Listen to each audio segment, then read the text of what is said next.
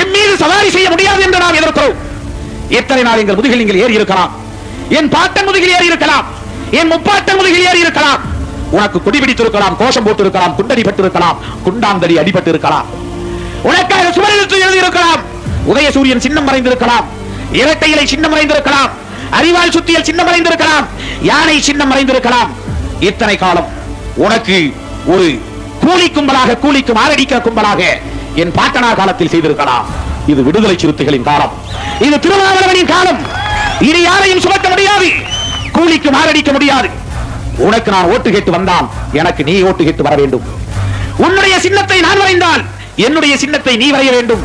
உன்னுடைய கொடியை பிடித்து நான் கோஷமிட்டால் விடுதலை சிறுத்தைகளின் கொடியை பிடித்து நீ கோஷமிட வேண்டும். பரஸ்பரம் இந்த சமரசம் இல்லாமல் 1.5 கோடி வாக்கு வங்கி பெற்றிருக்கிற ஒரு சமூகம் வெறும் வாய்மூடி நிற்கிற ஊமை ஜனமாக இனி வாழ முடியாது. கைகட்டி நின்று சேவகம் செய்ய முடியாது. எமக்குரிய பங்கு தேவை. 1 கோடிக்கு மேலான வாக்குகளை வழங்குகிற ஒரே சமூகம் தாழ்த்தப்பட்ட சமூகம். லட்ச வாக்குகளை வைத்திருப்பவருக்கு 4 MP 8 MP வாரி வழங்கப்படுகிறது என்று சொன்னால், கன்னியாகுமரியில் இருந்து எண்ணூர் வரையில், நீலகிரி மலையில் இருந்து இங்கே நாகப்பட்டினம் வரையில், வேதாரண்யம் வரையில் பறையன் இல்லாத இடம் உண்டா? பள்ளம் இல்லாத சேரி உண்டா? சக்கிலியன் இல்லாத இடம் உண்டா?